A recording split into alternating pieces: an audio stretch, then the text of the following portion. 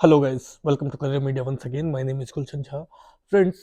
according to schedule हमारी जो NEET PG 2023 की एग्जाम है that is going to be conducted on 5th of March 2023. So based on that schedule जो ये हमारी 5th of March की डेट जो एनबीए की तरफ से दी गई है, based on that today we are going to discuss कि बाकी की जो इवेंट्स है, जैसे आपकी रजिस्ट्रेशन कब से स्टार्ट हो सकती है, देन आपकी जो एप्लीकेशन फॉर्म है उसकी लास्ट डेट क्या हो सकती है, कब आ सकती है, लास्ट डेट कब हो सकती है, एडिटेबल विंडो जो आती है, जो एप्लीकेशन फॉर्म को एडिट करने के लिए कुछ अगर मिस्टेक्स हो जाए तो उसको करेक्ट करने के लिए जो करेक्शन विंडो आती है वो कब तक आ सकती है,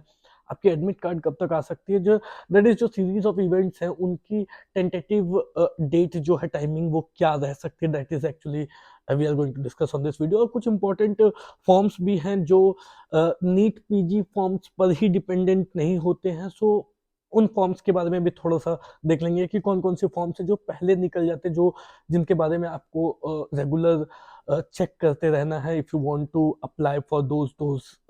फॉर्म्स, दोज कॉलेजेस, राइट। तो स्टार्ट करते हैं वीडियो को। सबसे पहले तो बात कर लेते हैं कि 5th of March की जो डेट है वो एनबीए की तरफ से, एनटीए की तरफ से दी गई है, एनबीए की तरफ से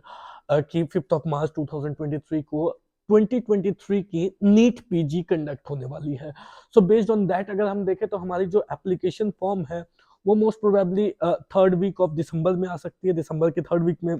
हमारी एप्लीकेशन फॉर्म आ सकती है नीट पीजी 2023 की। एप्लीकेशन फॉर्म जब आएगी तो दैट वी ऑल नो कि कंप्लीटली ऑनलाइन होती है, एनबीई की ऑफिशियल वेबसाइट पे आएगी विच इज www.nbe.edu.in। उस पर जाकर के आपको रजिस्ट्रेशन करनी है, रजिस्ट्रेशन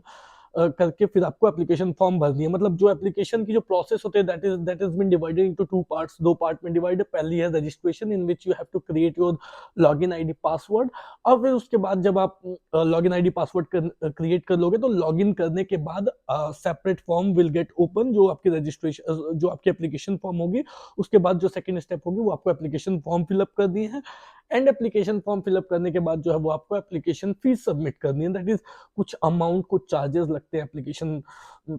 फॉर्म फिलअप करने में, तो वो चार्जेस आपको पे करने हैं। उन चार्जेस की अगर बात करें तो एप्लीकेशन फीस जो है वो जनरल और ओबीसी के लिए 5015 रुपीज की लगती है। That amount you have to pay if you belong to general category, UR category या फिर OBC category. But if you belongs to SC, ST या पीडब्ल्यूडी कैंडिडेट हो तो फिर in that case that application fee will be 3835। तो ये कुछ charges हैं जो आपको वाइल डूइंग योर रजिस्ट्रेशन आपको पेमेंट करनी होगी। सो यहाँ पे आकर के रजिस्ट्रेशन आपकी कंप्लीट होगी, और ये जो पूरी प्रोसेस है दैट इज रजिस्ट्रेशन करनी, देन एप्लीकेशन फॉर्म फिलअप करनी, and the amount that you have to pay as an application fees, वो जो पेमेंट करने की जो कंप्लीट प्रोसेस है, इस प्रोसेस के लिए एक डेडलाइन होगी, एक लास्ट डेट दी गई होगी। ऑब्वियसली वो जो है वो कहीं ना कहीं जनवरी के लास्ट वीक तक आई मीन वो मौका आपको दिया जा सकता है। तो दिसंबर थर्ड वीक से मोस्ट प्रोबेबली आपकी एप्लीकेशन फॉर्म होगी, एप्लीकेशन रजिस्ट्रेशन स्टार्ट होगी, और वो जनवरी लास्ट वीक तक चल सकती है। सो ये जो ऑलमोस्ट एक महीने का समय वो स्टूडेंट्स को देते हैं to complete all this process, ठीक है। तो लास्ट डेट जो है वो लास्ट वीक ऑफ जनवरी हो सकती है। एंड देन उसके बाद एप्लीकेशन फॉर्म का जब हम फिलअप करके सबमिट कर देते हैं तो उसके बाद एक बार जो है फाइनल एडिट विंडो भी ओपन होती है। फाइनल एडिट विंडो का क्या मतलब है कि कुछ कुछ सर्टेन फील्ड्स है उसमें अगर स्टूडेंट्स की तरफ से जो एप्लीकेशन फॉर्म आपने फिलअप की उसमें हो सकता है कुछ स्टूडेंट्स की तरफ से कुछ गलती हो जाए, मिस्टेक हो जाए, किसी भी रीजन से हो सकती है, तो कुछ मिस्टेक हो जाए तो उसको करेक्ट करने के लिए एक बार ना करेक्शन विंडो ओपन की जाती है, और वो करेक्शन विंडो को ही हम फाइनल एडिट विंडो कहते हैं। और वो फाइनल एडिट विंडो जो है वो ओपन होने के चांसेस रहते हैं, कहीं ना कहीं वो ओपन होने के चांसेस रहेंगे first week of February. Last week of January तक में आपकी एप्लीकेशन फॉर्म फिलअप होगी, उसके एक वीक बाद most probably first week of February में वो करेक्शन विंडो ओपन की जाएगी, that in case if you have made any mistake in your application form, you have that correction window, you have that editable window जिसमें आप जाकर के correct कर सकते हैं। लेकिन फिर भी एक बात जानना जरूरी है कि जो करेक्शन विंडो ओपन होती है, जो एडिटेबल विंडो ओपन होती है, ये कुछ सर्टेन फील्ड्स के लिए ही होती है, ये पूरी फॉर्म के लिए नहीं होती है। तो आप जब फर्स्ट टाइम फॉर्म फिलअप कर रहे हो, रजिस्ट्रेशन फॉर्म फिलअप कर रहे हो, तब उस टाइम में ही आपको उसको ध्यानपूर्वक उस फॉर्म को फिलअप करनी है, और जिससे कि किसी भी प्रकार की मिस्टेक ना हो। ओवरव्यू करने के बाद ही आपको उसको सबमिट करनी है, जिससे कि उसमें मिस्टेक ना हो, बट इनकेस अगर कुछ मिस्टेक होती है तो कुछ सर्टन फील्ड्स होते हैं, जैसे डेट ऑफ बर्थ हो गई, जेंडर हो गया, नेशनलिटी हो गई, तो ये कुछ कुछ फील्ड्स होते हैं जो आपको चेंज करने के लिए, जो आप चेंज कर सकते हो। करेक्शन विंडो जब ओपन होती है तो वो मोस्ट प्रोबेबली जो फाइनल एडिटेबल विंडो है वो ओपन होगी फर्स्ट वीक ऑफ फरवरी में, राइट। जब फाइनल एडिटेबल विंडो ओपन होकर के फिर वो क्लोज होगी तो ऑलमोस्ट वो एक वीक का टाइम देते हैं, 4-5 दिन का टाइम रहता है। एडिटेबल विंडो ओपन होती है, उसके बाद आपकी एडमिट कार्ड आती है। तो एडमिट कार्ड जनरली आप देखोगे ना कि एग्जाम से 1 वीक पहले आती है, 6 दिन 7 दिन या 8 दिन पहले जो है वो एडमिट कार्ड आती है। तो मोस्ट प्रोबेबली जो लास्ट वीक ऑफ फेब्रुवरी है ना 2023 की, उसमें आपकी ये आएगी, एडमिट कार्ड आएगी, और 5 मार्च को तो वी ऑल नो कि अकॉर्डिंग टू स्केड्यूल अगर हमारे एग्जाम जो है वो 5 मार्च को है। So last week of February में आपकी एडमिट कार्ड आएगी, when you can download and then जो भी इंस्ट्रक्शंस उसमें दिए गए होंगे उन इंस्ट्रक्शंस को थ्रू आउट रीड करके then you have to go for the exam, और वो उन इंस्ट्रक्शंस को आपको फॉलो करना है। 5 मार्च को जैसा कि अकॉर्डिंग टू स्केड्यूल अभी जो डेट दी गई है उस दिन अगर एग्जैक्टली हो जाती है, अगर इसमें किसी भी तरीके से चेंजेस नहीं होते, हमने देखा कि पिछले 2 साल से बहुत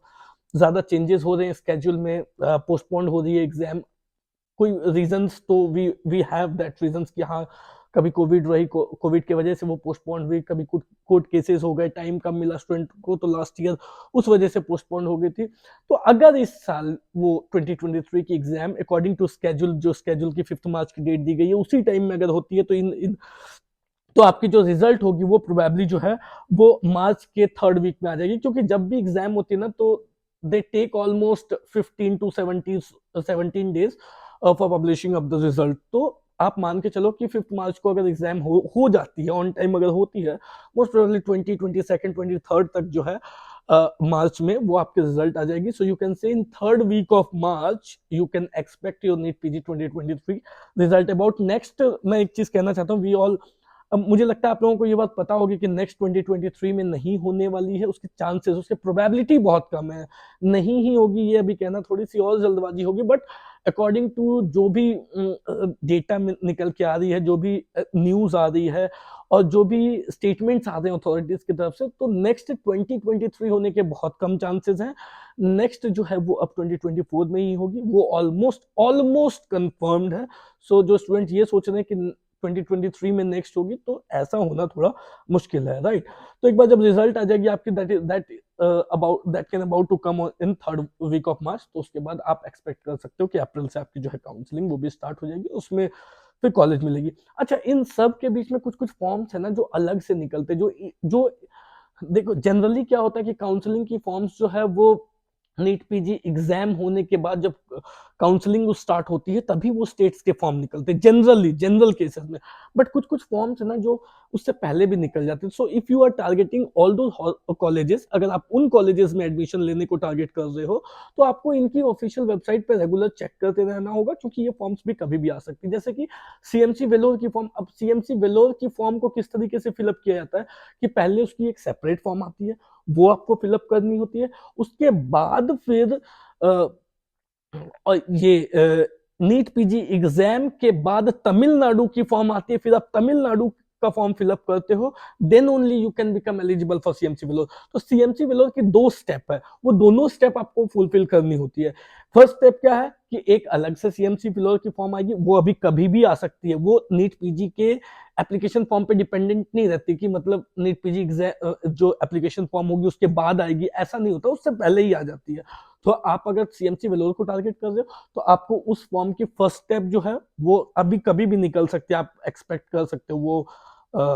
अब क्योंकि 2022 की काउंसलिंग खत्म हो चुकी है, वो अब कभी भी आ सकते हैं उसके नोटिफिकेशन। तो एक तो वो आपको पार्ट कंप्लीट करनी है, और दूसरी पार्ट जो वो भी मैंडेटरी स्टेप है वो क्या कि जब आपकी रिजल्ट आ जाएगी नीट पीजी 2023 एग्जाम के बाद